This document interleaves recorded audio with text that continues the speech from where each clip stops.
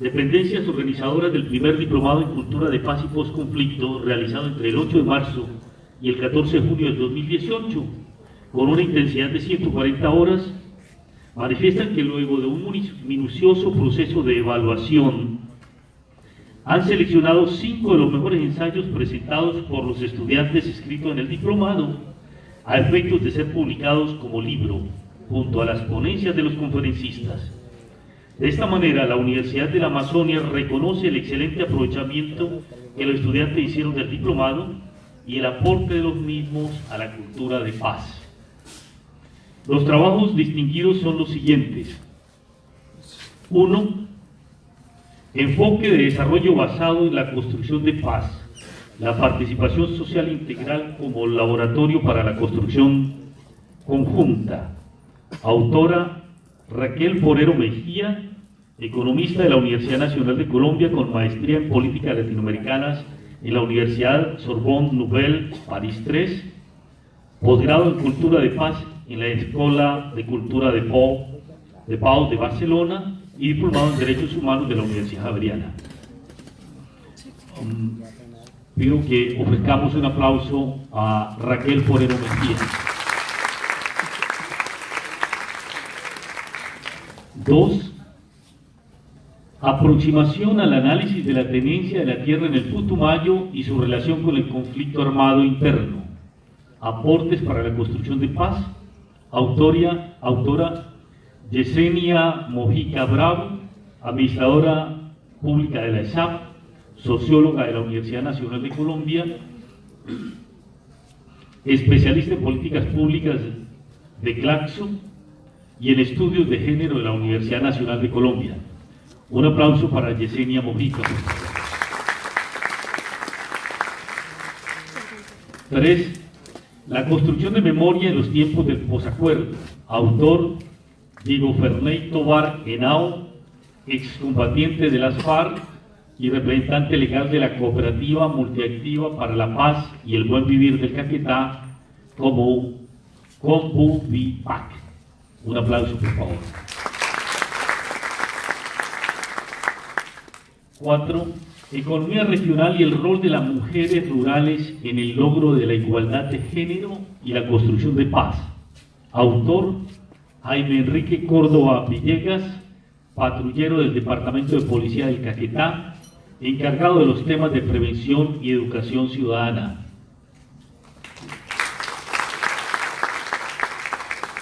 Y 5, el ensayo El arte en el posconflicto. Autor Orlando Perdomo Escandón, licenciado en Ciencias Sociales y en Educación Básica, con énfasis en Educación Artística, magíster en Ciencias de la Educación de la Universidad de la Amazonia y profesor de la Universidad de la Amazonia.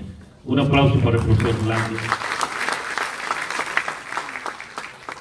En constancia firman por el Comité Académico del Diplomado en Cultura de Paz y Postconflicto en Florencia, Caquetá, el 30 de agosto de 2018, Jorge Reinel Pulecio Yate, coordinador de la Oficina de Paz, Juan Antonio León González, profesor de la licenciatura en Ciencias Sociales.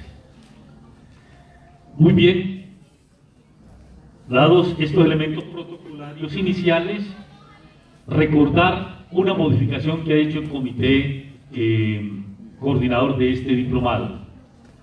Se hace una prórroga para la inscripción al diplomado hasta el día 7 de septiembre. Y el pago al diplomado, como estaba previsto, se mantiene hasta el 15 de septiembre. Repito, hasta el 7 la inscripción y hasta el 15. De suerte que aprovechemos para compartir con los amigos y colegas que todavía hay un plazo para inscribirse en el diplomado. También podríamos reiterar la modalidad del diplomado. Es un diplomado que se puede cursar de forma presencial todos los jueves de 6, vamos a ver si es 6 a 8 de la noche, todos los jueves, pero también se puede cursar de manera virtual, a distancia. Todos los inscritos pueden escuchar nuestra emisora 98.1 en directo todos los jueves, Lo pueden escuchar por onda corta o por internet, entrando por internet a Universidad de la Amazonia, emisora Universidad de la Amazonia. Ahí pueden escuchar en directo las exposiciones los días jueves. Igualmente, cualquier ciudadano del mundo, de Colombia o de la región amazónica o del Caquetá, puede hacer el diplomado. Si nos da su correo electrónico, le enviamos el video, el audio y las presentaciones en PowerPoint de las ponencias. Se lo enviamos para el correo electrónico el día lunes siguiente a la presentación del diplomado, de las conferencias. Como todos saben, el diplomado se aprueba si se realiza una reseña de cada una de las ponencias, una reseña de máximo media página. Y al final del semestre se presenta un ensayo de entre 5 y 8 páginas, de los cuales, como hicimos ahora, se seleccionan los mejores ensayos, 5 mejores ensayos, y se publican como libro junto a las ponencias de los expositores. Esa es la regla del juego, la metodología. Ustedes van a contar con un monitor de la Oficina de Paz que acompaña el seguimiento de los trabajos que presenten ustedes y la discusión también sobre conceptos, categorías que se expresen en la conferencia. Aprovecho para agradecerle al conjunto de los profesionales del primer nivel que aceptaron el semestre pasado y este semestre darnos las conferencias. Todos los ponentes hacen sus presentaciones de forma gratuita a la Universidad de la Amazonia y a ustedes. La universidad solo corre con el costo del transporte y la movilidad de los conferencistas y con el acompañamiento por parte de los monitores. En especial queremos saludar que en esta oportunidad abrimos el diplomado que tiene un costo de solo 100.000 pesos, pero para las poblaciones que son minorías étnicas, afro, indígenas o gitanos, el diplomado solo cuesta 30.000 pesos. Para las poblaciones de policía y fuerzas militares en general, 30.000 pesos. Víctimas del conflicto armado, solo 30.000 pesos. Miembros de organizaciones campesinas como los que se encuentran acá, sindicales o ambientalistas, solo 30.000 pesos. Eso quiere decir que este es un diplomado que le permite a la universidad acercarse al conjunto de la sociedad colombiana y del mundo de forma completamente subsidiada. El semestre pasado, 2 ciudadanos de fuera de Colombia hicieron el diplomado, uno de New Jersey y otro de la Florida. En este momento confirmo que se han inscrito un ciudadano de Connecticut y una ciudadana de Brasil, de Manaus, de Belém do Pará. Se han inscrito al diplomado. Bienvenidos los estudiantes de cualquier lugar del mundo, de Colombia y de la Amazonia, bienvenidos a este diplomado. En el día de ayer, el SUE, Sistema de Educación Universitaria, nos pidió que ofreciéramos el semestre entrante este diplomado de manera conjunta varias universidades, entre otras nos lo pidió la Universidad de Caldas. Eso depende pues de acuerdos que podamos hacer un poco más adelante. Con esta información, lo demás lo van a manifestar los monitores. Entonces entregamos la palabra al señor rector de la universidad, Gerardo Antonio Castrillón Artonduaga, para que instale formalmente el diplomado en esta su segunda sesión. Muchas gracias. Buenas tardes, amigos, amigas. Quiero expresarle mis agradecimientos y felicitarlos a todos, a cada uno de ustedes, por participar de este segundo diplomado de paz y posconflicto. que lidera y coordina la Oficina de Paz y el Programa de Ciencias Sociales de la Universidad de la Amazonía, programa que recién esta semana acaba de recibir la acreditación de alta calidad. Decirles que continúa nuestro compromiso con la paz de Colombia. La Universidad de la Amazonía, la universidad hacia el posconflicto, su voluntad es indeclinable de seguir trabajando por la reconciliación del país. Ganamos la paz, pero también tenemos que ganar el posconflicto o los acuerdos, como algunos prefieran llamarlo. Podemos tener, y lo hemos dicho y reiterado en distintos foros y escenarios, que podemos tener distintas posturas, enfoques, apreciaciones frente al proceso de paz. Pero todos queremos la paz.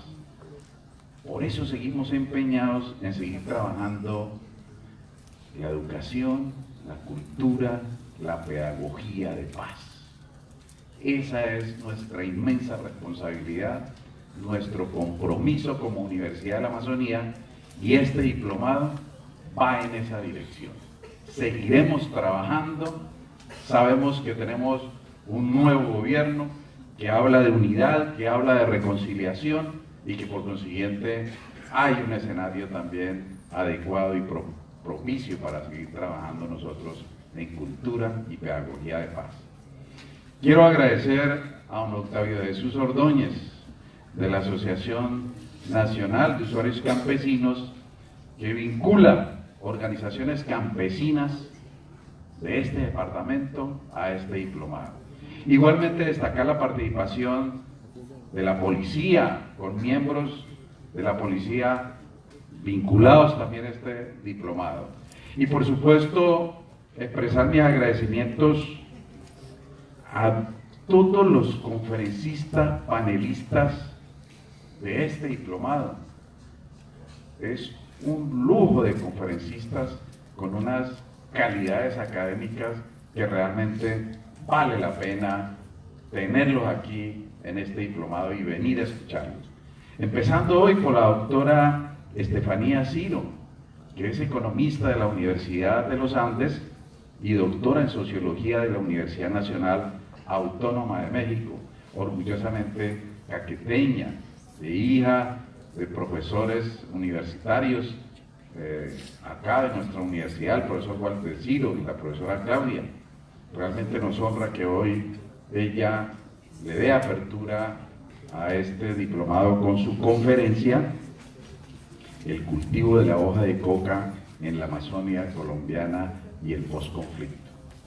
Bienvenidos todos, muchas gracias, seguiremos trabajando. Agradecimientos a la Oficina de Paz, a la Licenciatura en Ciencias Sociales por continuar en este propósito, en este empeño. Son muchas las oportunidades y alternativas que tenemos para hacer todo este diplomado. Todas las mediaciones tecnológicas, internet, la radio, en fin. O sea, todas las posibilidades para que continuemos promocionando y ojalá de aquí al 7 de septiembre logremos vincular más personas a este diplomado. Se trata precisamente de eso, de llevar más cultura y más pedagogía de paz que tanto necesitamos en este país para seguir construyendo la reconciliación, que es lo fundamental en la construcción de esta paz estable y duradera. Muchas gracias.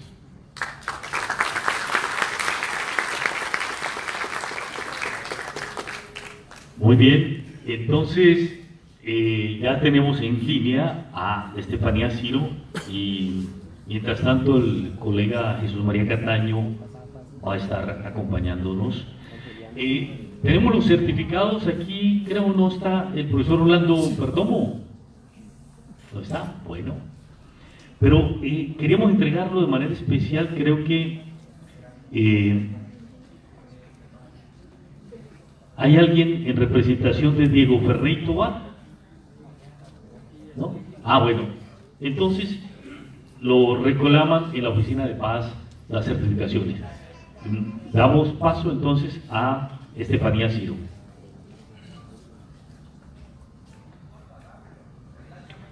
Hola, ¿cómo están? ¿Me escuchan? Perfecto. Listo, maravilloso. Bueno, pues para empezar, quiero agradecer enormemente la invitación que hace la universidad. Para mí es un gran placer compartir todo este trabajo con mi gente, con el Caquetá, y creo que a pesar de todas las dificultades que se nos han venido encima en todo este proceso, que es normal, que es una coyuntura de transformación radical que se está construyendo, creo que hay dos cosas muy importantes para celebrar y con las cuales yo quiero empezar. Quiero celebrar que Nelly Luna, dirigente campesina del Caquetá, dirigente de ASODEMUC, de los comunales de Caquetá, después de un año de cárcel, fue liberada. Entonces creo que ese es un primer elemento para celebrar. Ella fue acusada de presunto secuestro extorsivo de 14 policías en un evento que se llamó un cerco humanitario. Un cerco humanitario fue toda la reacción que tuvieron los campesinos y las campesinas para defender sus plantes y los de sus vecinos y en la erradicación forzada en una comunidad que ya había firmado el acuerdo voluntario de sustitución. Ellos reclamaron que no debía hacerse la erradicación y fue acusada de eso. Duró un año en la cárcel, salió hace unas semanas y creo que eso es un logro del movimiento comunal, de los abogados, Escudero y Gómez, y de todo el movimiento campesino del Caquetá. Mujer encarcelada. El fenómeno de género no podemos olvidarlo ahí. Y segundo, quiero también celebrar también la buena noticia de que un caso emblemático de afectación del glifosato que se dio en Solita, Caquetá, que lleva adelante Conde Abogados, fue declarado admisible en la Corte Interamericana de Derechos Humanos. Ese es otro caso que hay que resaltar, el de una mujer en embarazo, bañada en glifosato, que muere al año envenenada. Es un caso emblemático en América Latina y que pasa a la Corte Interamericana de Derechos Humanos. Esos son los dos ejemplos para empezar. El tema de la coca en el Caquetá, el problema de la política de drogas en el mundo. Y son dos casos que tenemos que celebrar porque son dos casos emblemáticos que se dan en nuestro departamento. Y creo que a pesar de lo que sea, nadie nos puede enseñar a nosotros los caqueteños y las caqueteñas más que ha sido la lucha contra las drogas. Y tenemos pues un know-how de abogados, por ejemplo, de expertise de abogados, y tenemos también unos campesinos que resisten todavía, resisten el permanecer en la tierra caqueteña y no migrar como pobres al campo, a la ciudad, ¿no?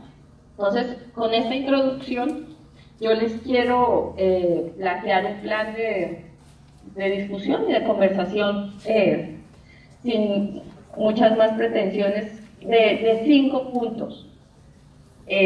Los 5 puntos son los siguientes. Primero, aproximarnos un poco a la historia de la lucha contra las drogas, la política de drogas. ¿Qué es eso? ¿De dónde sale? Un segundo punto es el estado actual del mercado de la cocaína, ¿no? Que es la digamos, la tercera transformación de la hoja de coca. Tercer punto, lo que yo denomino la cuestión rural cocalera. ¿Qué ocurre en Colombia? ¿Qué ocurre en el Caquetá? Específicamente comentarles un poco qué hice en mi investigación. Un cuarto punto es qué está sucediendo en el Caquetá en el posconflicto en términos de cultivos. Y un quinto punto que es el acción para allá. No son acciones para el futuro, no, son acciones que el Caquetá tiene que tomar ya en referencia a esta situación. Yo agradezco a todos, estudiantes, profesores, a excombatientes, a reincorporados, a militares y a toda la comunidad caqueteña que está interesada en el tema y que, bueno, espero que disfruten. Porque, bueno, el conocimiento tiene que disfrutarse. Digamos que yo planteo una primera idea. Esperen un momento, que apago esto. Una primera idea general que va a estar a lo largo del trabajo. Y es que la lucha contra las drogas son tres cosas a la vez. Es una política del capital, mercado de las drogas, el consumo, la producción, hace parte de una dinámica del capital. Tiene que ser ubicada en el siglo del capital, ¿no? Que es lo que nos ha tocado vivir desde el siglo XIX, el siglo XX y este principio del XXI. Este es un primer elemento. Y un segundo elemento es que también es una política imperial, ¿no? Entonces, en términos de capital, refiere, por ejemplo, a la relación que establece el capitalismo con la producción de comida, porque aquí no estamos hablando de delincuentes, de desviados, estamos hablando de campesinos y de campesinas. Y desde ese punto de vista hay que empezar a ver.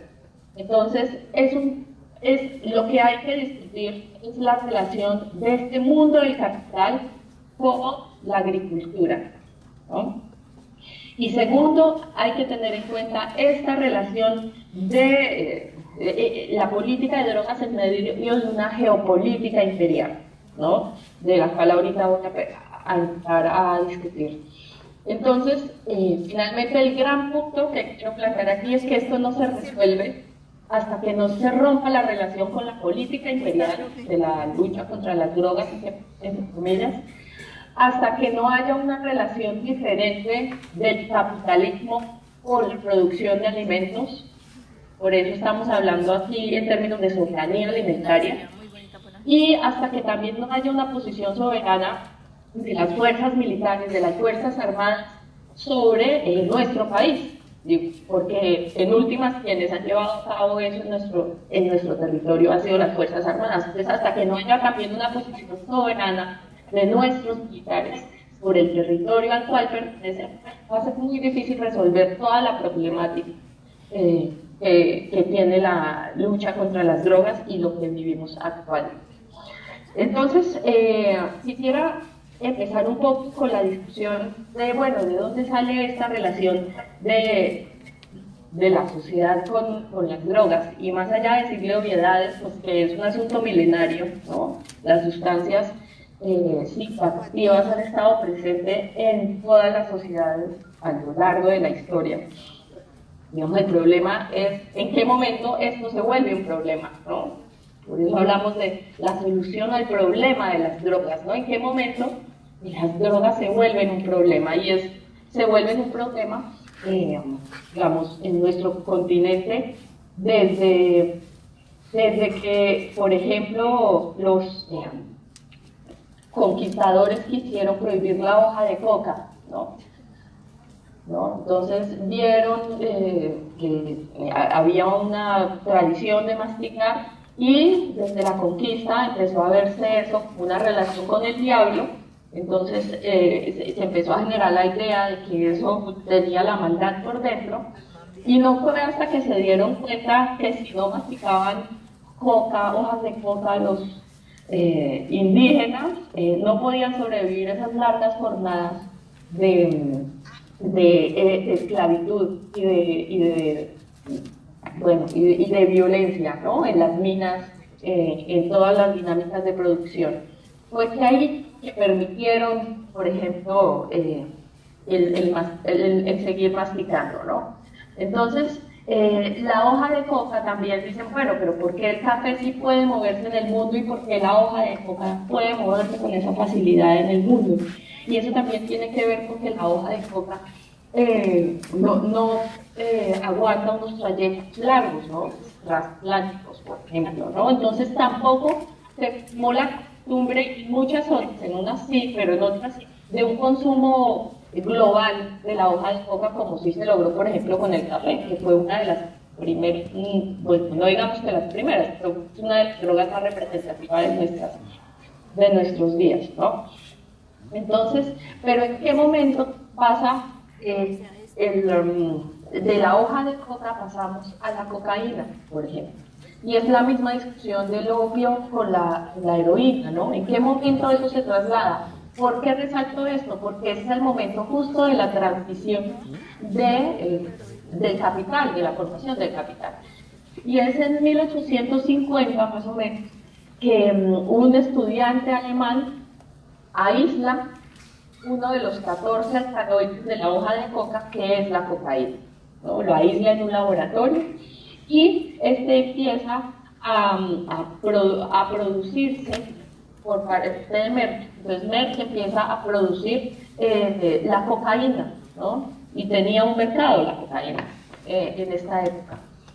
Lo que tenemos entonces es un mercado naciente que se inserta muy bien en las dinámicas globales, particularmente en las farmacéuticas, ¿no? Entonces empieza a usarse, por ejemplo, Freud trataba la adicción a la heroína con cocaína, por ejemplo, ¿no? Y entonces empieza también la farmacéutica a empezar a ver eso, para qué sirve, de qué se trata, para qué podemos usarla, y obviamente los efectos de la cocaína sobre el cuerpo, ¿no? Entonces empieza a surgir el mercado de la cocaína. Lo producen una de las grandes farmacéuticas del mundo, Merck, y eso empieza a insertarse en unas dinámicas imperiales particulares. Y no se inserta la cocaína todavía, sino que inserta el opio, ¿no? Y ocurre esto que se denomina las guerras del opio. Las guerras del opio, que fue toda esta lucha entre el Imperio Británico contra los chinos para abrir el mercado chino al opio, ¿no? Entonces traían opio desde las Indias hacia China.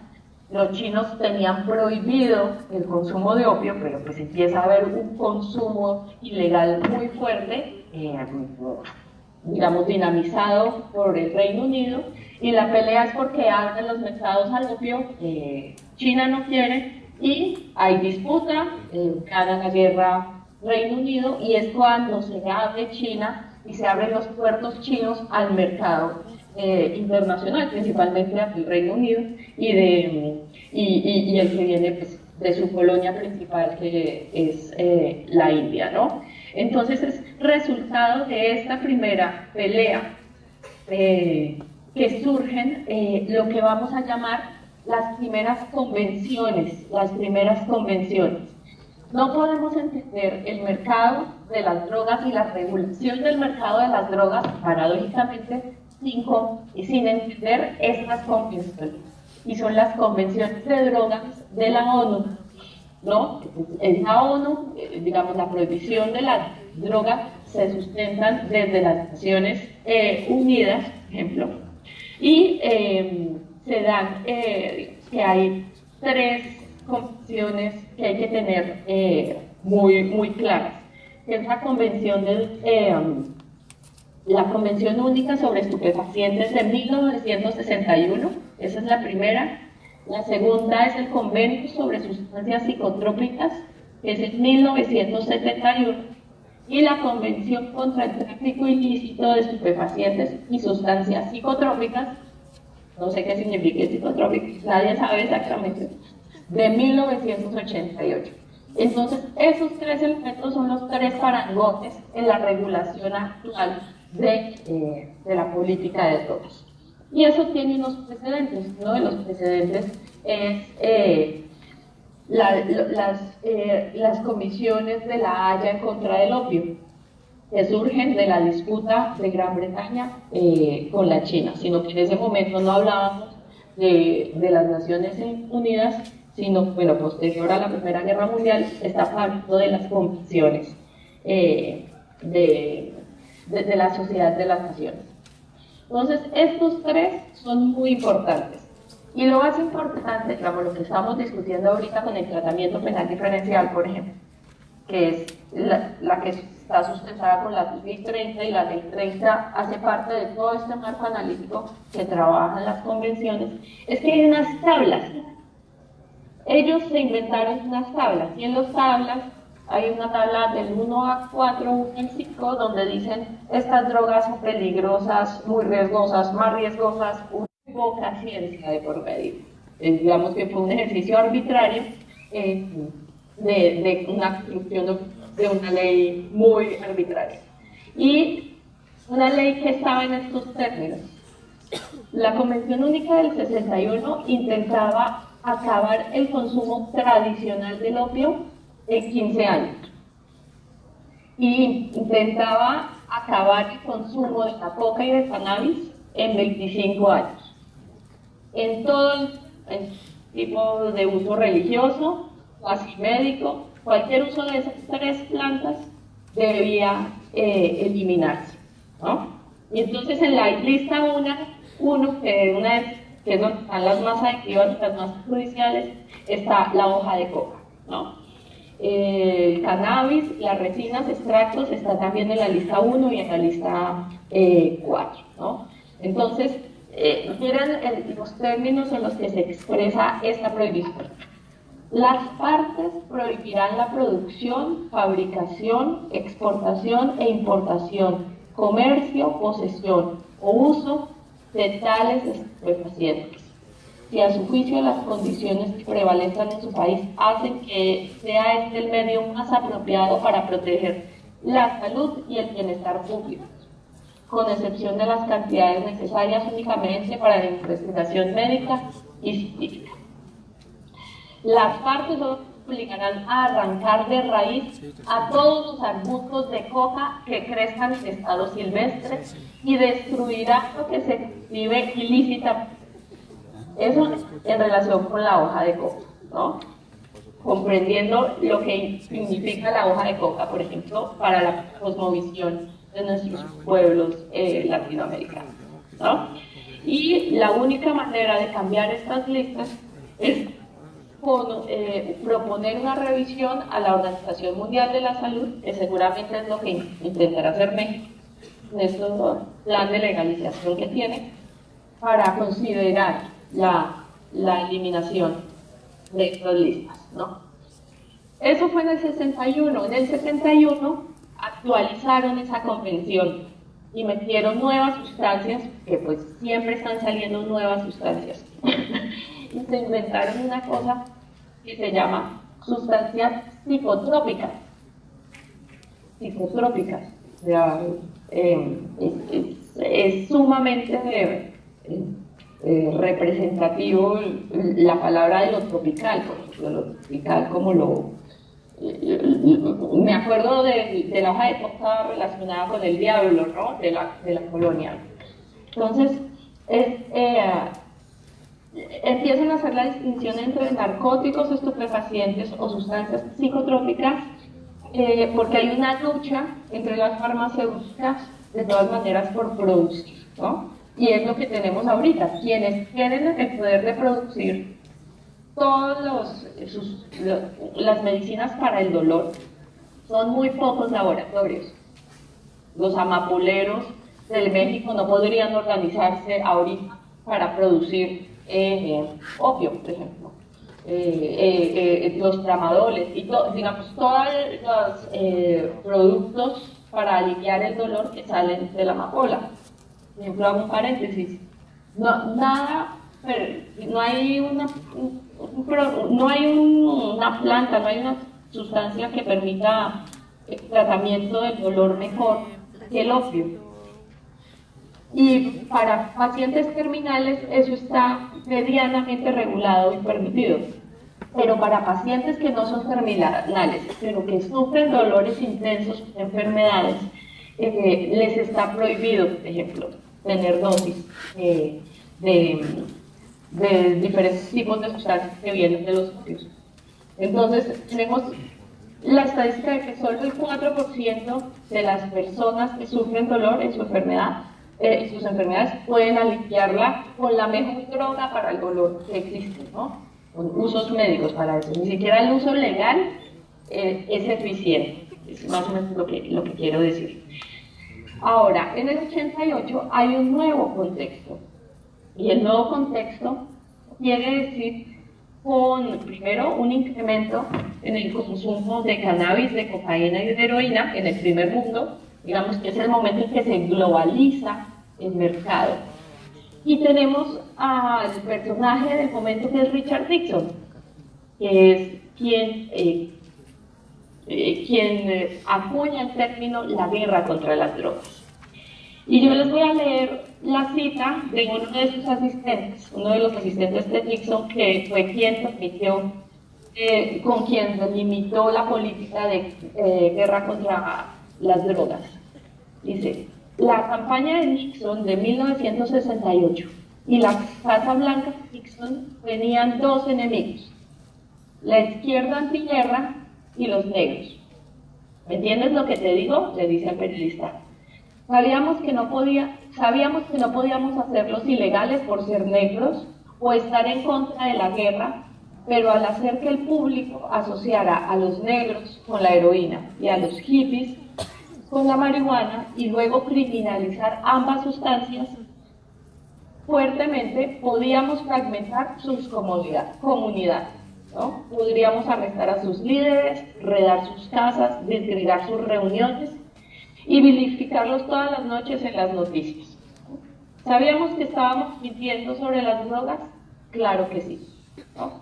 Entonces, ese es el lead fundacional de la política de drogas en el contexto en que ya no estamos hablando de la Segunda Guerra Mundial, es decir, ya está la consolidación de los Estados Unidos como el imperio. Ya no estamos hablando del Reino Unido, ni las tensiones del Reino Unido con Alemania y las farmacéuticas, sino ya estamos hablando de la estrategia de la guerra contra las drogas en un escenario de constitución imperial, ¿no? En el cual claramente América Latina ocupa un papel particular, que es, bueno, el famoso pacto trasero de los Estados Unidos, y se viene toda esta lucha anticomunista en nuestros territorios, que se expresa, por ejemplo, en las primeras operaciones antinarcóticos en México, en un plan que se llama Plan Cóndor. No es el mismo otro Plan Cóndor, pero aquí también se llama Operación Cóndor, que es todo un ataque contra el cannabis y la amapola mexicana en unos sitios específicos, coincidencialmente los lugares donde hay insurgencia, y todas las operaciones que se empiezan a dar en los Andes, en la Sierra Nevada de Santa Marta, por ejemplo, que es fumigada, asperjada, en primer lugar asperjado en nuestro continente, ¿no? Entonces, es la traslación de la Guerra Fría en una de sus estrategias principales, que es la lucha contra las drogas, ¿no? Una de sus herramientas de poder más importantes. Entonces, digamos que es en este momento que se configura la política contra las drogas como una herramienta de injerencia geopolítica en América Latina, que tiene un reencauche, y el reencauche se da a finales de los 90 y a principios del 2000, particularmente con esa transformación de la Guerra Fría a lo que estamos viviendo actualmente, que es la caída de la crisis del socialismo real, pero también una crisis hegemónica del capitalismo, en donde la lucha contra el terrorismo se convierte en una estrategia de lo que se llama el capitalismo industrial militar, ¿no? Es lo que vivimos actualmente, cuando la industria militar, en términos de uso de tecnología para la guerra, se vuelve un negocio más de esa dinámica del capital, ¿no? Entonces, digamos que eso es lo que tenemos como la lucha contra las drogas como una política del capital y una política imperial. ¿Bien? Ahora, les quiero contar un poco de en qué consiste el mercado de las drogas. Y quiero saber si funcionan las tablas que les voy a... Si ustedes pueden ver las tablas. A ver. ¿Pueden ver algo de las tablas que muestro? A ver. ¿Nada? ¿Ahí tampoco?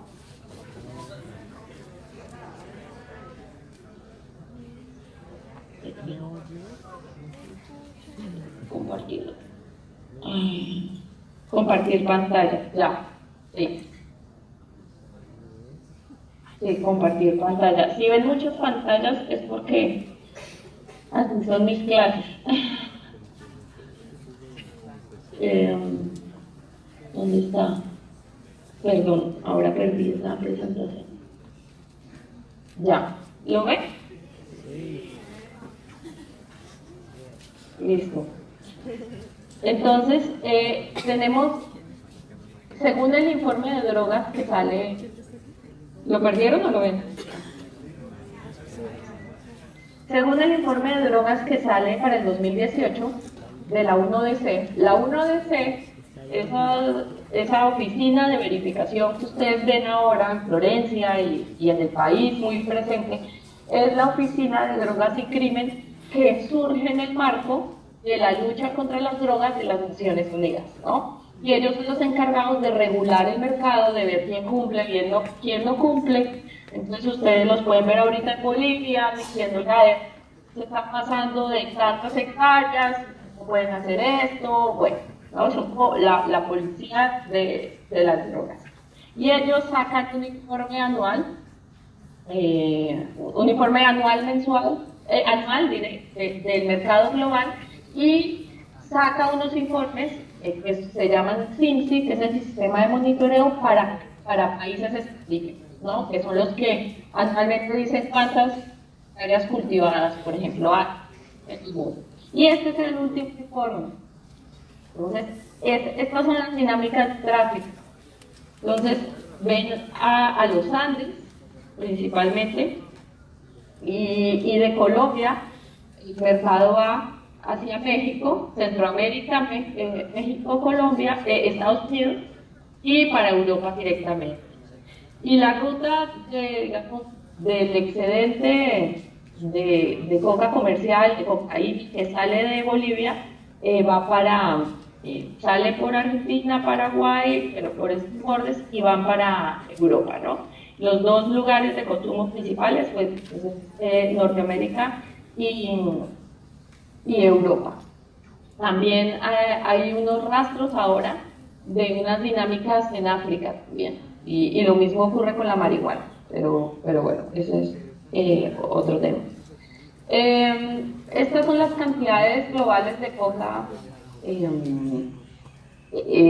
incautadas por región, principalmente en Sudamérica es donde más se incautan. Ese es nuestro territorio.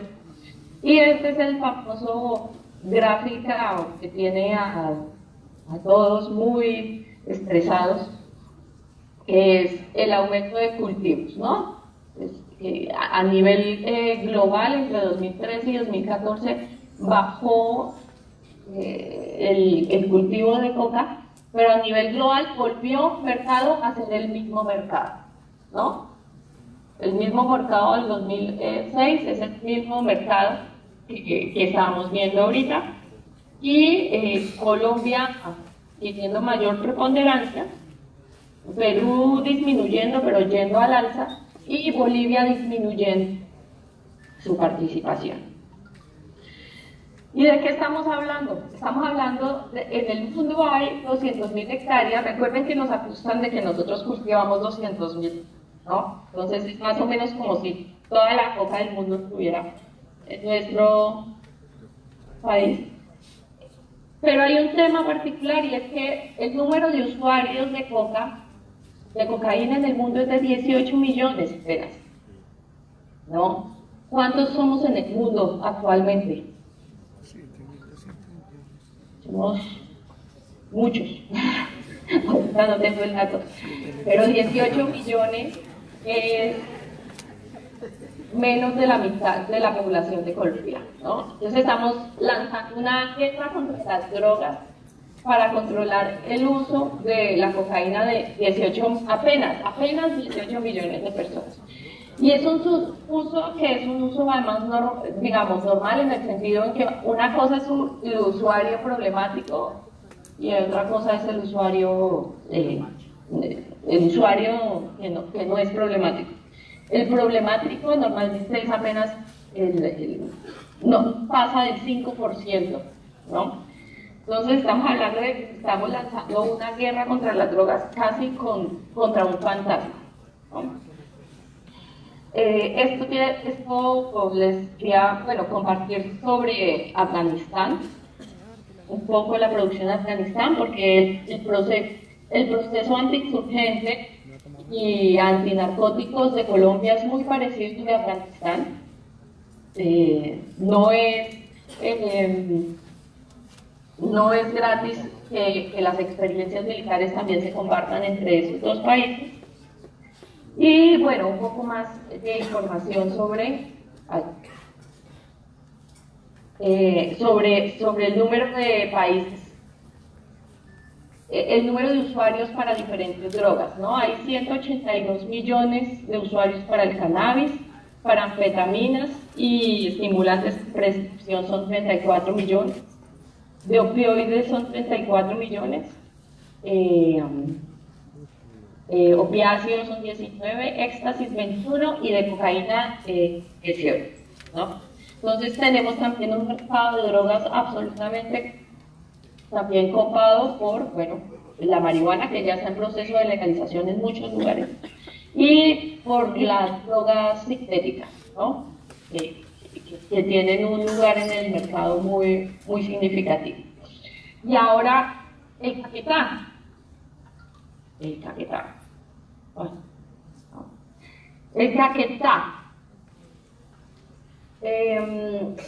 A nosotros siempre nos suman con la cuenca de Putumayo, pero esta gráfica es importante siempre separar porque a pesar de que seamos de monte amazónico, hay procesos diferentes de consolidación. Tenemos que ahorita en el Caquetá, todavía no ha salido, está por salir el informe para el 2017, la cifra de uno de este más reciente es la del 2016.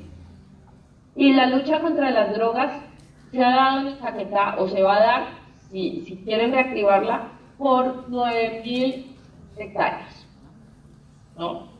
Comparando eso con el 1.000.000 de hectáreas en pastos, por ejemplo, dedicadas a la ganadería, o las 400.000 para la agricultura, que es 9.000 hectáreas de coca, por ejemplo. O sea, no sé hasta dónde va a ser muy significativo una guerra en nuestro territorio contra las drogas con esos números, que además tenemos la gran ventaja que no está muy dispersa, está ubicada en lugares muy específicos, que es este lugar entre el río Caguán y el río Orteguaza, es la montañita, el sur de la montañita, algo en la montaña a lo largo de, digamos, Puerto Rico, y San José y Curillo, ¿no? Entonces no tenemos tampoco una gran cantidad de coca dispersa por todo el territorio, sino la verdad, digamos, donde hay que ver son los puntos rojos, está muy concentrada, ¿no? Y eso también facilita las cosas, ¿no? Porque es generar cambios en la transformación rural en lugares específicos, por ejemplo, ¿no? No tenemos unos problemas de fronteras, por ejemplo, como los tiene Putumayo. Y estas son las cuencas, digamos, cocaleras actuales, que es la del Catatumbo, la del Putumayo y la de Nariño, ¿no? Un municipio de Nariño, Tumaco, tiene la misma cantidad de coca que tiene Bolivia, por ejemplo. Y eso no habla ni bien ni mal ni de Tumaco ni de Bolivia, sino de primero las diferencias en el tratamiento al problema de las drogas ha sido diferente. No es que unos sean buenos o sean malos, no. Y la magnitud del problema en el país. En términos por ejemplo, ahorita en Bolivia hay una enorme presión sobre el gobierno de que ahora la coca es un problema, ¿no? Entonces, estas comparaciones interregionales nos permiten entender cómo hasta dónde es un arma de incidencia geopolítica, más que un problema real. Y estas otras cuencas, que también son cuencas que estaban repartidas entre actores, ¿no? Esta cuenca del norte tenía muchas relaciones con los autodefensas. Estos eran territorios cocaleros no manejados de convivencia de las FARC, y esto ahorita no se sabe, está en enorme disputa, ¿no? Entonces, es la reconfiguración del mercado. Digamos, ¿quién se va a quedar con toda esta coca que todavía está ahí y que puede servir para diversos fines, ¿no?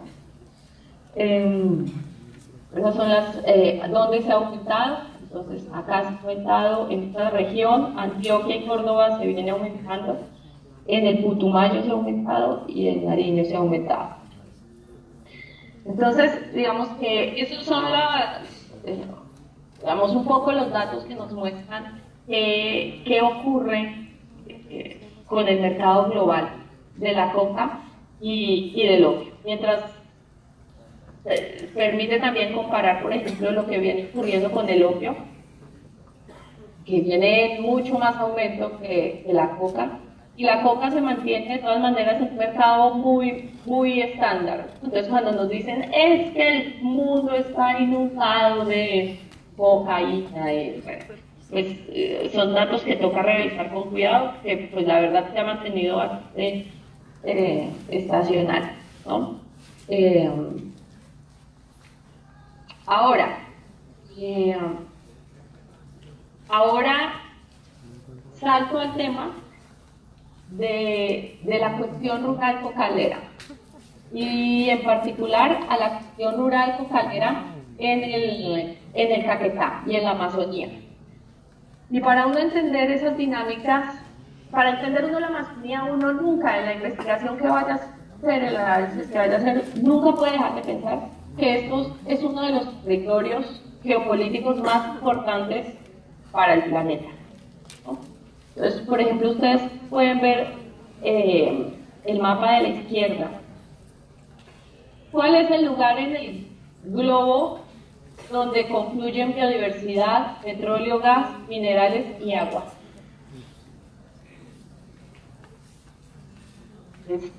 Casi les puedo decir que el Caquetá, pero la Amazonía, ¿no? La Amazonía involucra los 4 elementos fundamentales que sostienen el capitaloceno, ¿no? Estos tiempos que nos tocó vivir. Y piensen sobre el agua. Por ejemplo, las principales reservas de agua dulce, según el Observatorio Latinoamericano de Geografía, es precisamente también nuestra cordillera, ¿no? La cordillera y la cuenca amazónica. Entonces, la política de drogas en nuestro territorio no puede dejar de verse como parte de una dinámica particular de la Amazonía, que va a ser diferente en el Catatumbo, va a ser diferente en Córdoba y Antioquia. Esa es una de las cosas que caracterizan nuestro territorio, ¿no? Por eso, en esta dinámica del extractivismo para introducir el factor somos de la Amazonía, tiene que ver precisamente esta discusión sobre las tierras y los recursos, sus usos y sus desusos. Y eso no puede estar por fuera discusión sobre qué pasa con el capital y qué pasa con la geopolítica. Y eso tiene que ver con nuestra propia historia, ¿no? Yo empiezo después, en el sentido de contar después, pero la quina, el caucho, del caucho a la ganadería, la llegada de la coca, el petróleo, ahora la minería y la biopiratería, por ejemplo, los retos que enfrenta nuestro departamento actualmente. Entonces, y que no son procesos históricos extractivistas que se separan, sino que se ponen uno encima del otro. Lo que vivimos ahorita nosotros y lo que somos resultado de la suma de todo eso al mismo tiempo. En estos días estaba viendo que había un proceso para una convocatoria, para unas caucherías y no sé qué, y uno dice, órale, un año después todavía pensando en el caucho, ¿no? Y que el caucho nos va a sacar de pobres, pero bueno. Y en términos de lo que ha ocurrido en los territorios amazónicos, bueno, incluyo Nariño, pero en estos territorios, ¿qué pasa con la Caquetá? Pues ha pasado desde 1999, ¿no? El Caquetá, el Putumayo y el Caquetá han sido los principales productores de nuestro territorio, de la pasta base. Nariño empezó a aumentar su participación, en particular por el cambio de mercado del Caribe al Pacífico. Los mercados mexicanos de tráfico pasaron después de una lucha muy fuerte que hubo en el Caribe hacia el Pacífico, y eso convirtió a Nariño en un lugar muy apto para el tráfico por el Pacífico, ¿no? Y ellos lo entendieron desde el 2002, por ejemplo. Lo vienen entendiendo desde el 2002. La Alianza del Pacífico se firma hasta hace pocos años, ¿no? El mercado legal siempre es muestra posterior de lo que ocurre en los ilegales, ¿no? Entonces, esos son los dos elementos que yo planteo en términos de aproximación de la política prohibicionista de drogas desde el factor geopolítico, de las dinámicas del capital, lo que ocupa la economía rural en términos del capital, la falta de soberanía alimentaria, y el factor de construcción del Estado, porque el Estado se construye en la Amazonía colombiana, es un Estado completamente diferente.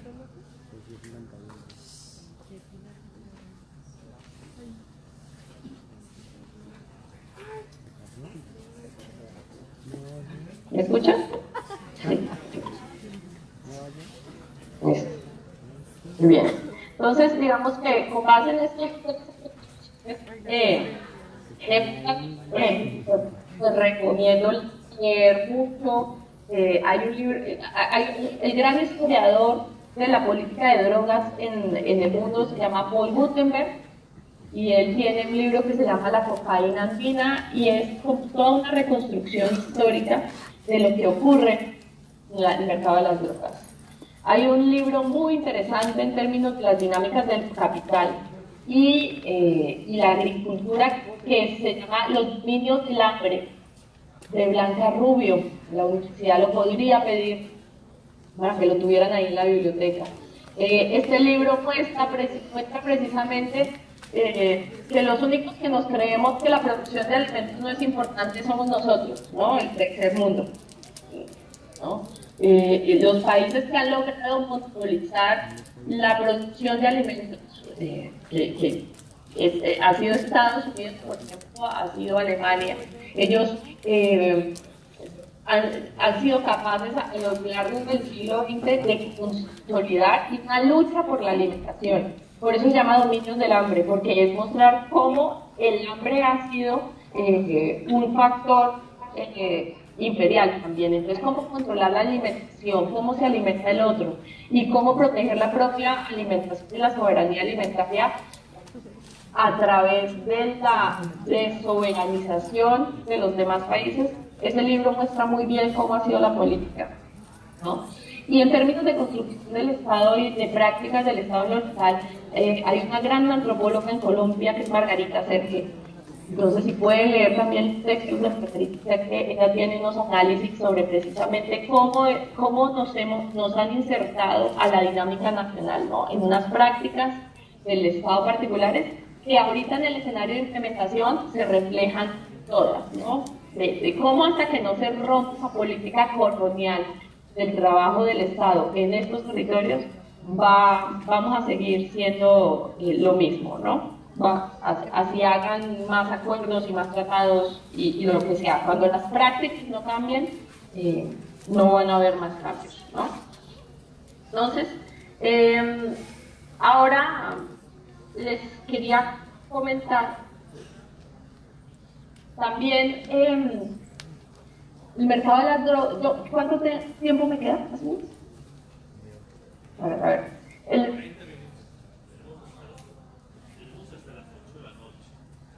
Bueno, para tener un espacio para charlar. Bueno, entonces voy a terminar rápido para poder intercambiar.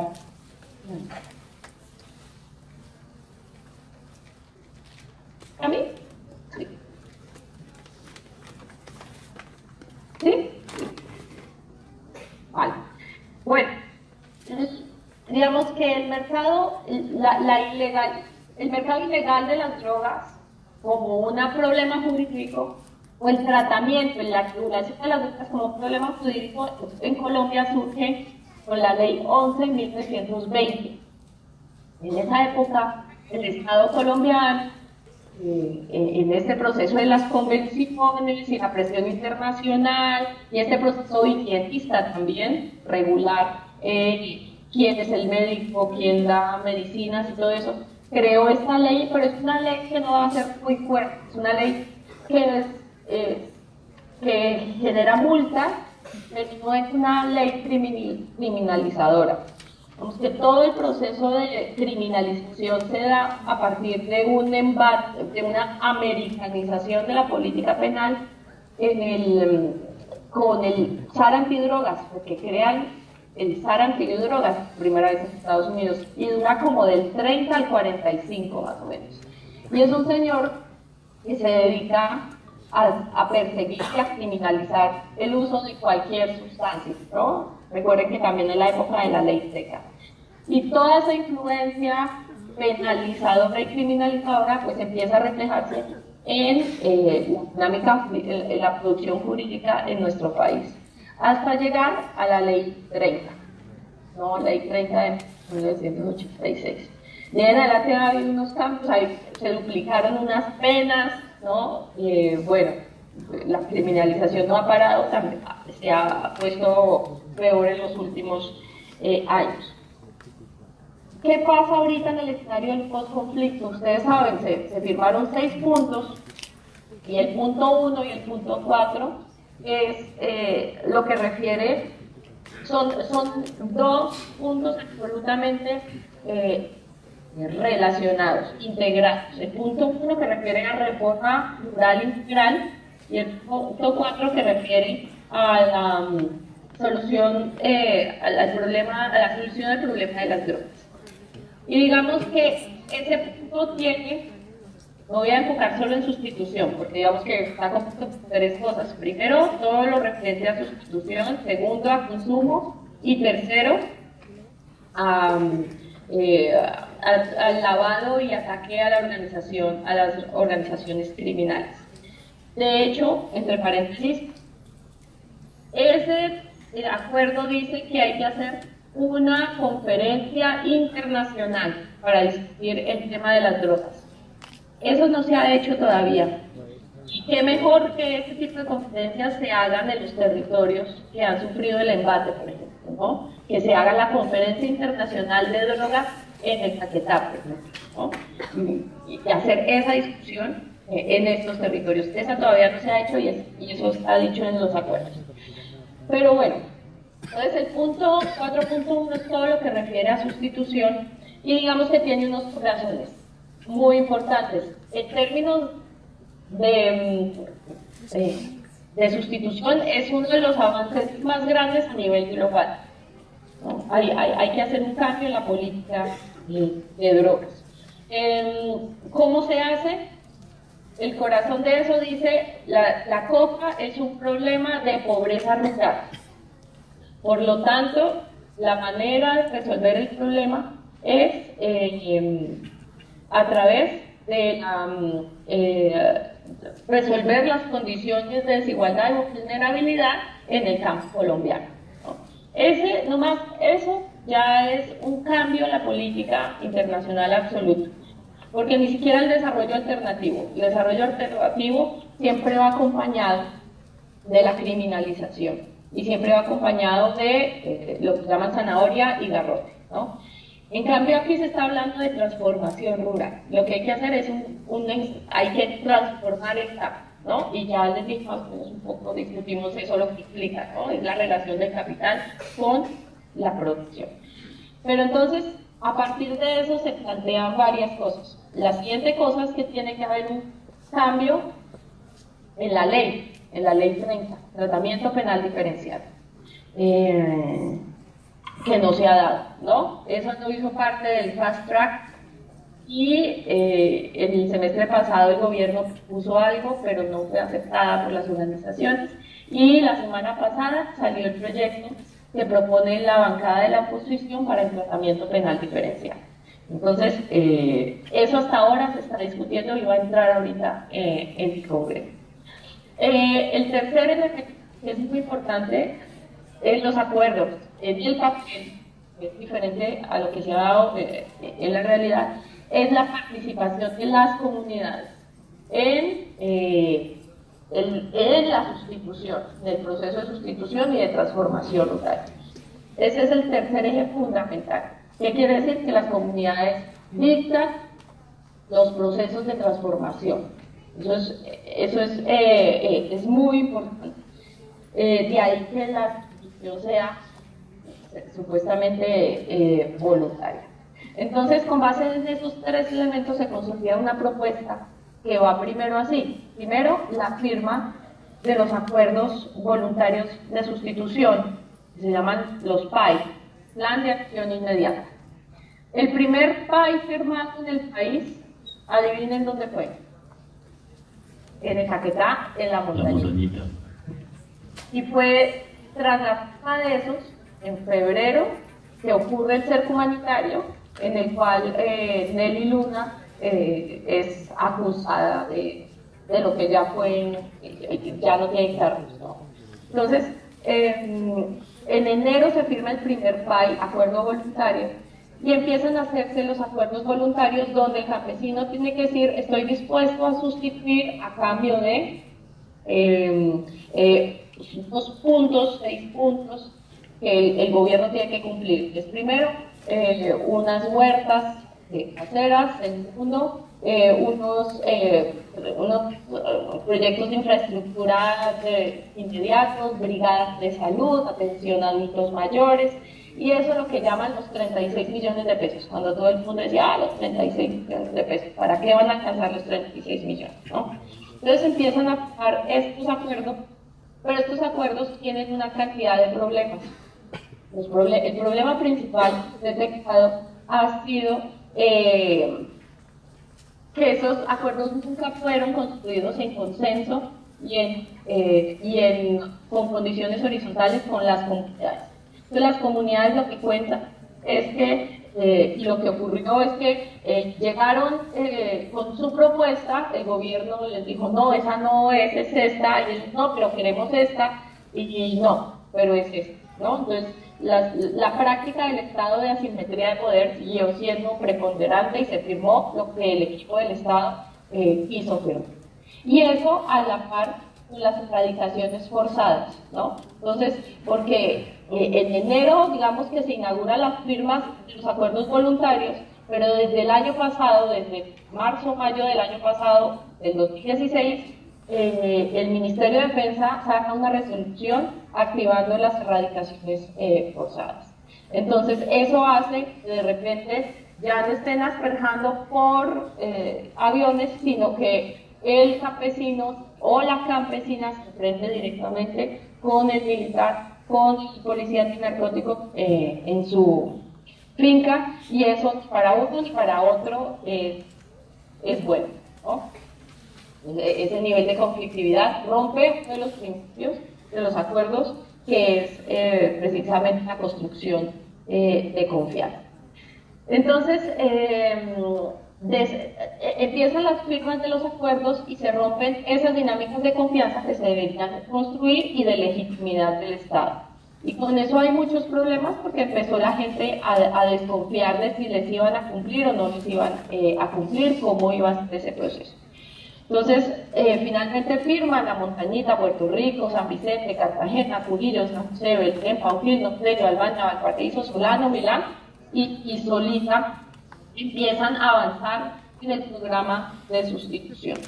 Entonces, la segunda parte, después de eso, es la verificación de la 1DC.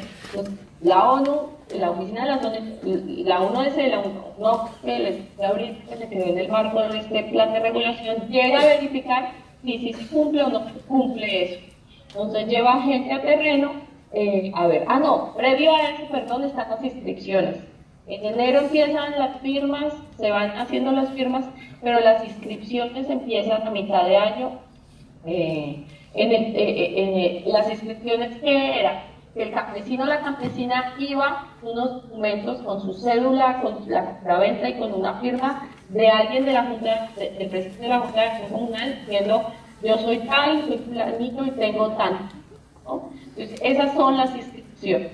Entonces, imagínense las tensiones de ese momento de funcionarios públicos por primera vez en territorios donde nunca habían estado y los campesinos con el miedo de, bueno, esto va a funcionar, no va a funcionar, ¿no? Y todas las tensiones que eso implicó, pero aún así los campesinos confiaron y entregaron sus papeles, porque los datos de gente que firmó acuerdo son 22.000 personas en el Caquetá firmaron acuerdo, pero inscritas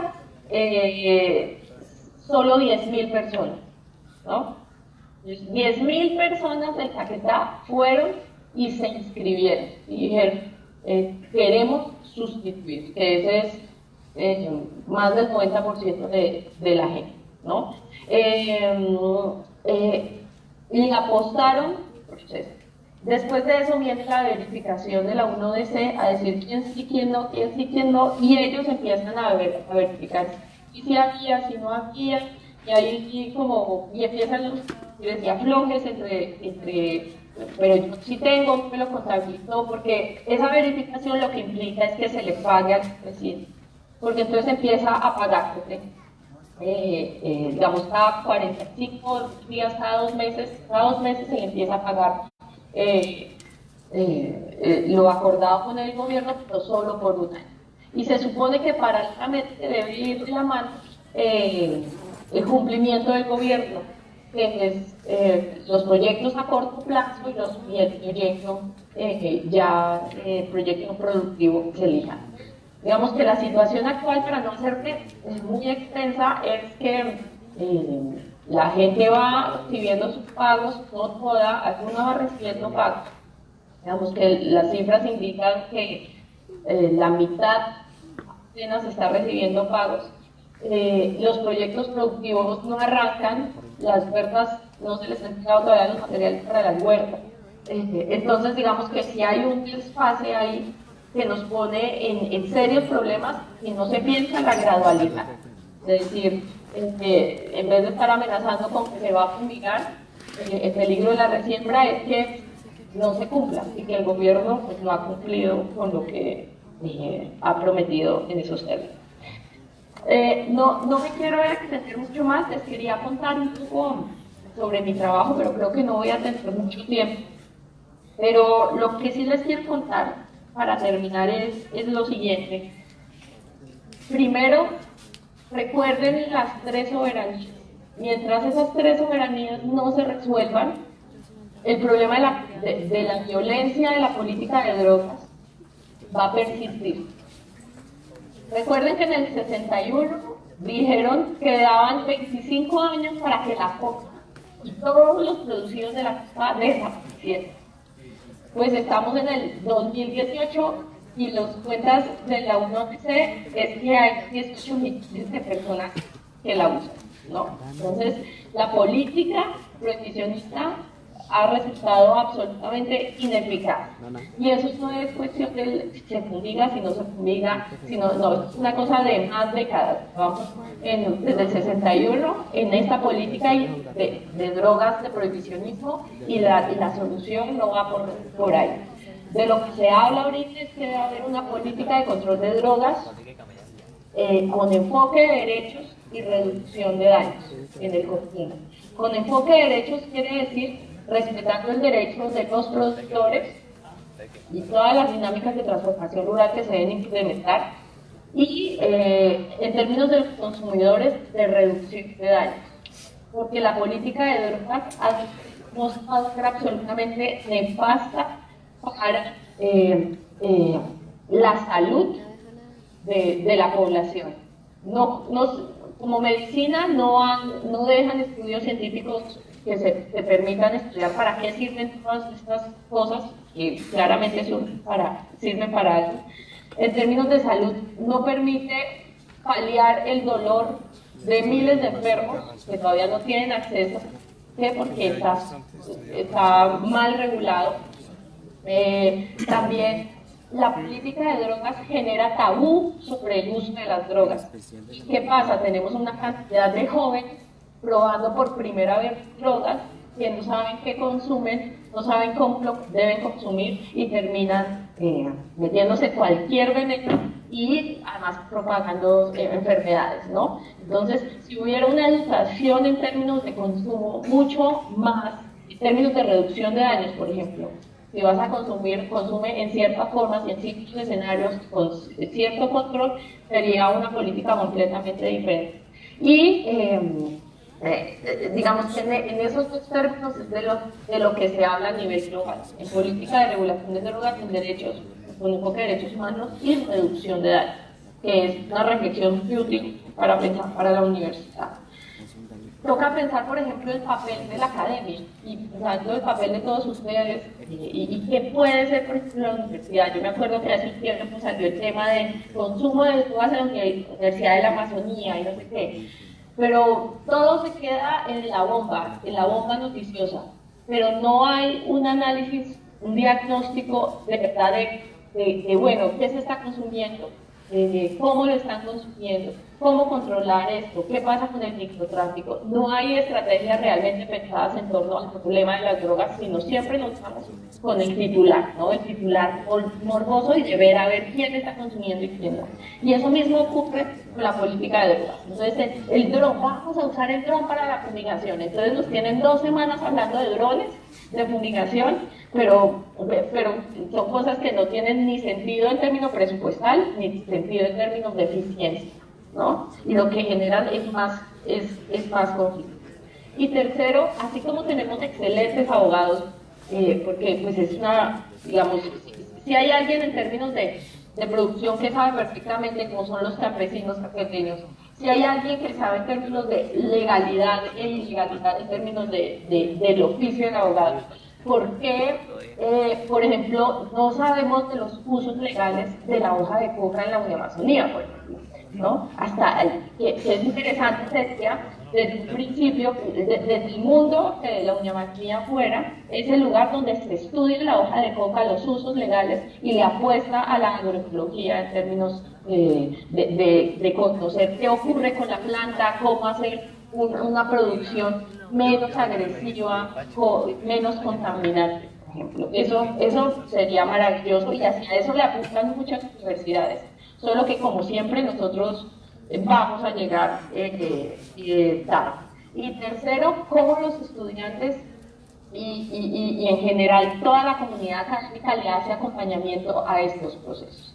Nosotros desde A la Orilla del Río, en una alianza que hicimos con COCAM, Caquetá, Protostac, construimos un informe, por ejemplo, de seguimiento que no tiene ninguna pretensión de análisis, no tiene ninguna pretensión muy academicista, sino construimos una herramienta que cada campesino de Caquetá que está metido en esto debería tener, porque es una herramienta que le sirve para saber qué tanto les ha cumplido, qué no ha cumplido y qué ha ocurrido en su territorio. Ustedes saben, en la población rural hay muchos problemas de comunicación. Y esta herramienta, que es un documento que está a la venta, todos ustedes lo pueden comprar, cuesta 6.000 pesos, se pueden acercar con nosotros. Todo esto va a ir para los campesinos y para los pasajes de los campesinos a las reuniones. Este documento es muy importante porque permite que todos los campesinos sepan qué está pasando y qué ha pasado, por ejemplo. Y qué mejor que también los estudiantes sepan eso, y qué mejor que los profesores también sepan eso. Entonces, hasta dónde la academia construye herramientas que todos pueden usar y que todo les puede servir precisamente para esta construcción de la paz y de la justicia social y de la transformación del Caquetá. Entonces, digamos que para terminar, en esta reflexión académica, yo les quería compartir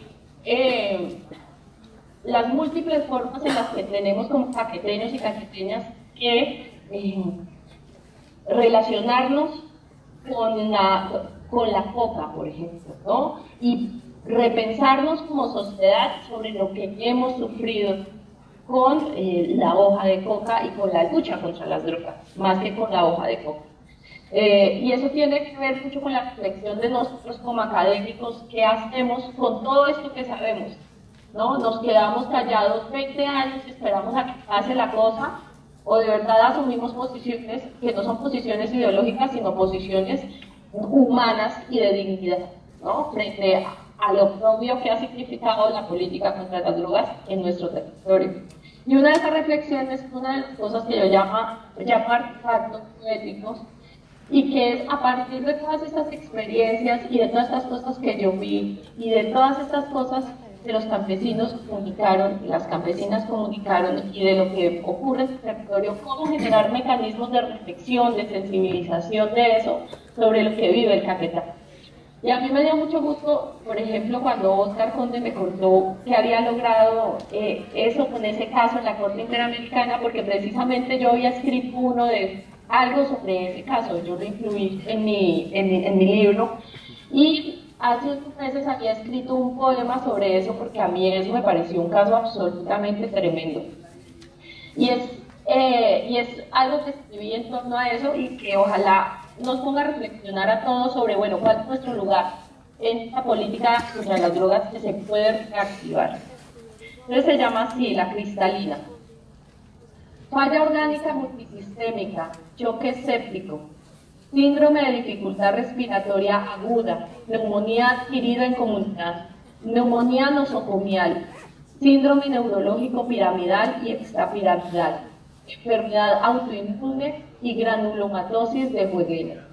En Cali muere, la remiten de Florencia y en Conmeva no establecen ninguna dolencia. 15 días en casa de su suegro, manchas en su cuerpo, no puede respirar, dolor de huesos, un brote alrededor de la nariz, dificultad para caminar. Suspensión involuntaria del embarazo de 4 meses. Legrado uterino obstétrico, aborto incompleto. Transportada en la noche en vehículo expreso, viene de la cristalina, solita. 120 kilómetros de trocha. Es Amanda, 2 hijas pequeñas y un marido. Bañada por la aspersión aérea de Gramoxone, 4 helicópteros, 3 avionetas. Cuando lavaba la ropa en la quebrada. Es la historia de ella, la que está ahorita en la Corte Interamericana de Derechos Humanos y que reivindica la lucha de todos los campesinos y las campesinas del Caquetá. Entonces, con esto quiero terminar porque quisiera también conversar con ustedes lo más que pueda y gracias por escuchar. Gracias, Estefanía.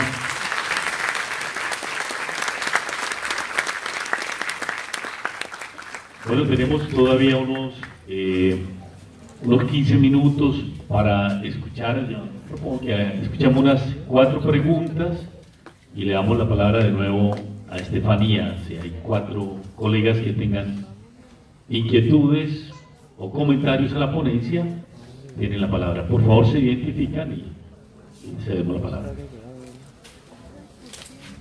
Gracias.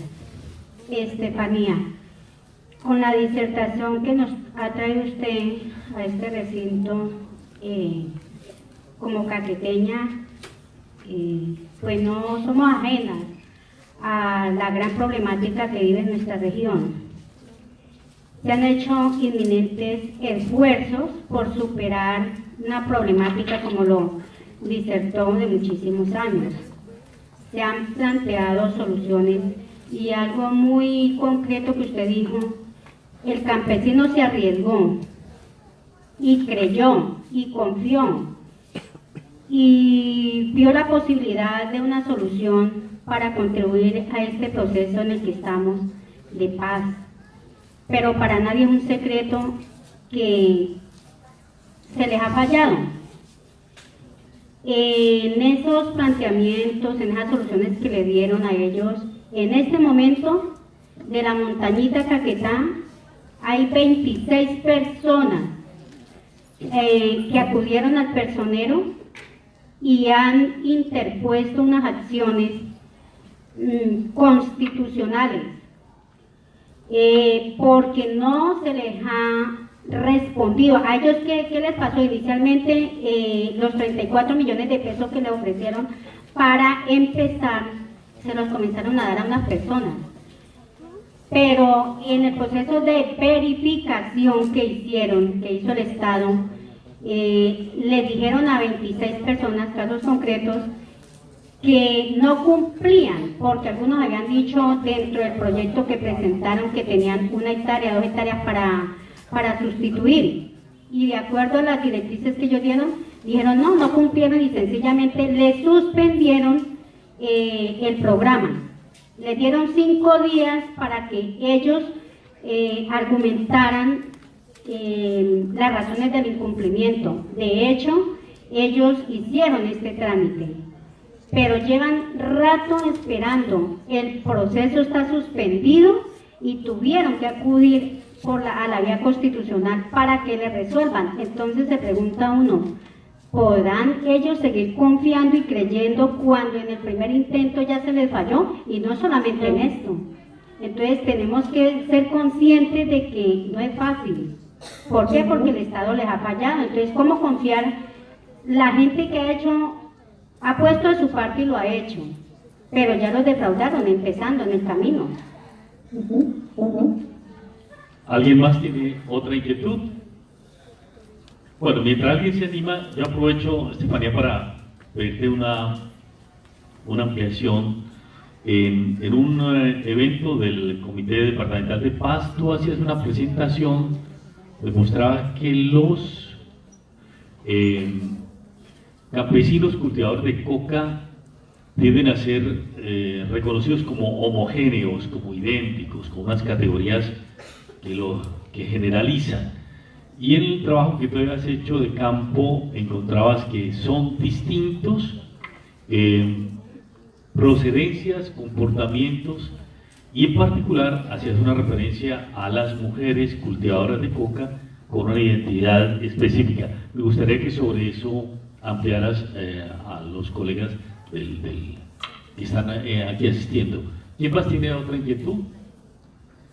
Bueno, no siendo más, entonces con esas... colega, por favor. No sé, Estefanía, si escucha. Es que tenemos que grabar la presentación. Bueno, hola Estefanía, buenas noches. Buenas noches. Soy Jesús Mejía de La Montañita. Oye, hace una semana, el 15 de agosto, se firmaron los contratos desde Asojuntas para contratar los recolectores de hoja de coca. El tema también es igual que la señora, de los 26 que se quedaron, supongo que es del primer acuerdo, las 25 primeras veredas. En los recolectores de esas 25 veredas, que eran 194, se nos quedaron 16 personas que fueron excluidos del programa, y estas personas han estado intentando vincularse y sucede lo mismo que con los cultivadores. La UNODECER dice que no es cuestión de ellos, que el tema es de Bogotá. Y así nos llevan desde agosto del año pasado. Nosotros ya, estas personas llevan un año. También en Montañita, usted misma conoce que el proceso de sustitución se dividió en tres etapas. Las primeras 25 veredas ya están a punto de terminar los pagos a los curtidores. Faltan en algunos casos 2 pagos y en otros ya completan este mes. Y las otras veredas no han empezado los pagos. Entonces mi pregunta, mirando que Paz y Reconciliación ya sacó un mapa de los actores que hay en el municipio y que hay en el departamento, que hablan de algunas disidencias, que hablan de algo que mucha gente se ha burlado en estos espacios, de que hablan de una anarquía criminal, y mucha gente se ha burlado de ese nombre, pero esa anarquía criminal pues ya me dejó sin 2 primos y ha dejado una cantidad de gente desplazada, una cantidad de muertos dentro de ese nodo que es la Unión Penella, Campo Alegre, Bolivia, que son ese sector donde aparecía rojito ahí en la parte baja de la Montañita, que no solamente Montañita, sino que son otros municipios. En ese sector hay muchos actores que le están jugando a la no sustitución. Yo considero que debemos preguntarnos ¿hay esperanza de que el proceso de sustitución sea efectivo para estas comunidades? Mirando que no ha empezado todavía, no se han empezado los pagos ni nada, pero que ya hay una cantidad de actores ahí, que el precio de la coca en esa región subió, que de 1.800 ya están 2.200 pesos, y que estas personas, ¿qué motivaciones podría tener la población campesina para sustituir? Gracias.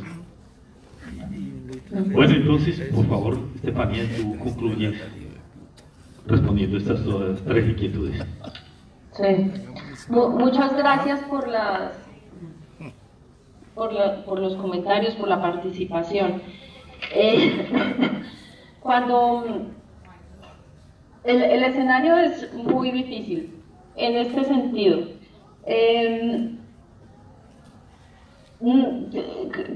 Creíamos, o se creyó que el acuerdo iba a ser simplemente un papel que iba en terreno a ejecutarse como se había pensado, y lo que se ha hecho es mover todo lo que era el Plan Colombia y el Plan Colombia adaptado a la retórica de la paz en términos de sustitución. Entonces no se contrata, no se habla directamente con las juntas, no se tiene en cuenta las organizaciones campesinas, sino todo es por medio de contratos, subcontratos, del subcontrato, legalización de recursos. No fue un ejercicio como lo que debería ser también la paz en último, que es un ejercicio pedagógico constante, de construcción de consensos, de reconstrucción de prácticas del Estado, pero pareciera que tenemos un reciclaje de lo que ocurría durante el Plan Consolidación ahora en otra retórica, ¿no? Entonces, lo que uno ve en las personas involucradas, en las organizaciones, en los campesinos, las campesinas, en las diferentes juntas y asociaciones, es una lucha constante por transformar las prácticas del Estado, esas prácticas de que los escuchen, de que sea con ellos, de que se consense, de que se creen espacios, pero el Estado entonces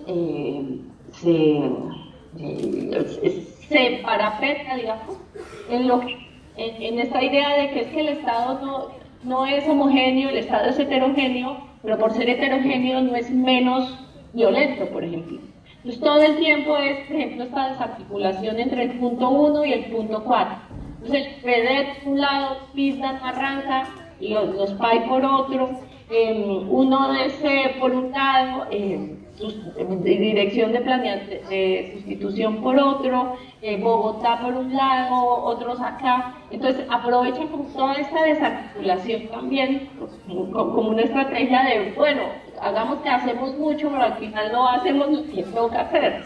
Y yo no puedo creer, y yo ya lo he dicho en otro escenario, no puedo creer que de esta paz, por ejemplo, no se puedan sacar las carreteras mínimas que necesita el Caquetá. Por ejemplo, después de poner muertos en la guerra, poner las vidas, falta de educación, falta de salud y todo lo que ha significado el empobrecimiento de esta guerra de décadas en el Caquetá, en este escenario de paz no seamos capaces de políticamente estar organizados para sacar una infraestructura mínima para el territorio, ¿no? Que no estamos hablando, esto no es, no estamos hablando de Brasil, estamos hablando de que hay 60 kilómetros para la Unión Penella, desde la Marginal, o sea, estamos hablando de 500 kilómetros de carretera, estamos hablando de cosas muy puntuales, pero pareciera que se repite la misma lógica del Plan Colombia,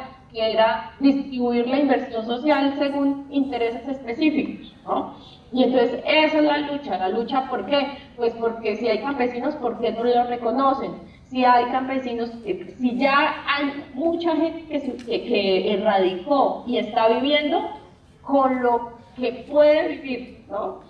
Y le está apostando a eso, y aún así entonces hay problemas de que si lo verifican, no lo verifican, que si le pagan, si no le pagan, que en Bogotá, ¿no? Tienen la frase tan fuerte que es esa, ¿no? Es que en Bogotá tal, es que en Bogotá tal, es allá donde definen. Y todo es eso, miren, miren cómo es la práctica, llegan, hacen los talleres, recogen los insumos, la cartografía social y se la llevan a Bogotá. Y en Bogotá toma la decisión y regresa, ¿no? Entonces, mientras no se rompan esas prácticas del Estado, podemos hacer las cosas más bellas del mundo, pero va a quedar subsumido en esa lógica de la práctica del Estado, que es subordinar organizaciones, campesinos, estudiantes, movilizaciones a estas lógicas. Y esto lo vimos desde las marchas campesinas, ¿no? Entonces, yo estoy de acuerdo con ustedes en que hay enormes problemas que han minado la legitimidad, ¿no? Y han minado la legitimidad y que en el escenario más nefasto pone en peligro a las campesinas si no se resuelve, por ejemplo, lo del tratamiento penal diferencial, ¿no? Entonces, ¿qué hacer? ¿Qué hacer? En términos de seguridad, como dice Chucho, cuando yo hablaba lo de la anarquía criminal, es una falta de seriedad. Y me van a perdonar pares y los que hayan hecho ese estudio. Pero ellos recibieron dinero por hacer ese estudio. Y uno en ningún mapa pone anarquía criminal ni pone una A de anarquismo, representando una situación tan seria como es fuertes en el territorio. Entonces, eso sí es una falta de seriedad, porque esa gente que hizo este estudio recibió dinero de cooperación en el escenario de la paz, ¿no? Entonces nosotros somos los que decimos, esto nos sirve o esto no nos sirve, ¿no? Usted está recibiendo plata de cooperación para hacer este estudio y este estudio habla de anarquismo criminal. No, definámoslo bien. ¿Qué es esto? ¿Qué es delincuencia? ¿Quiénes están peleando por ese territorio? Y con base en eso presentamos a Fuerzas Armadas, a Ejército, a Policía, en un gran pacto departamental, en el cual la universidad también tiene que estar metido, porque el problema es que aquí es la vida de todos la que está en peligro, ¿no? Y es el tercer punto. El tercer punto es que nada de esto funciona si no hay un horizonte político. No hay un horizonte político campesino. Me refiero a lo siguiente. Nosotros todos ahorita estamos peleando por la plata de cooperación, entonces ¿a quién le dan esto? ¿A quién le dan lo otro? Hagamos el proyecto, hagamos lo otro, y entonces todo el mundo está en la dinámica de cooperación internacional. Y la primera estrategia para destruir el horizonte político de la organización social es precisamente poner a todo el mundo a pelear por esos recursos, ¿no? Entonces, más bien, ¿cómo reconstruir el horizonte político? ¿Cómo reconstruir qué es el Caquetá? ¿Qué es la Amazonía? ¿Qué queremos en el campo? Y reconstruyendo ese horizonte político que podamos converger todos, ahí sí plantear una movilización política real, ¿no? El problema es que nada de esto se va a resolver si seguimos todos jalando para diferentes caminos. Y me incluyo como académica, incluyo a la universidad, incluyo a los estudiantes, ¿no? De que no tiene que ver con si me pagan o no me pagan al fin en el país, sino hasta dónde hay que movilizar esto para que esta paz se mantenga, para que los actores implicados que se comprometieron hagan respetar esa paz y para que todos nos beneficiemos, digamos, el ejército, la policía, la academia, los sectores políticos. La última vez había un escenario muy interesante de convergencia en el cual decía no podemos permitir fumigaciones. Yo creo que para nadie, ni siquiera para las fuerzas militares, es muy, digamos, ni entretenido, ni financieramente, ni presupuestalmente interesante dedicarse a perseguir campesinos en sus fincas o manejar drones, ¿no? Entonces, ¿hasta dónde podemos hacer esa reconstrucción de un horizonte político que nos incluya a todos y transformemos esto y creemos, ¿no? Empezando por sentarnos ante el Estado y ante la cooperación internacional sobre imponer nuestras reglas como región y no esperar a que sean las de ellos, ¿no? Es más o menos eso. Entonces, damos así finalizado la primera conferencia